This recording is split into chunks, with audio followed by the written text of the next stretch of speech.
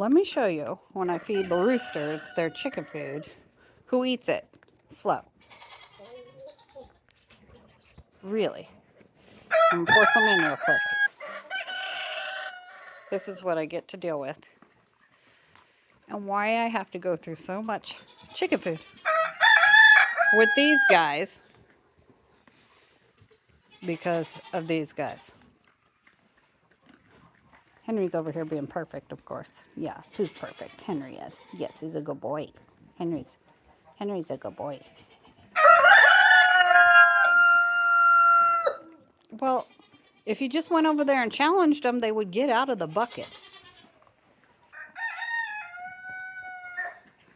Ridiculous.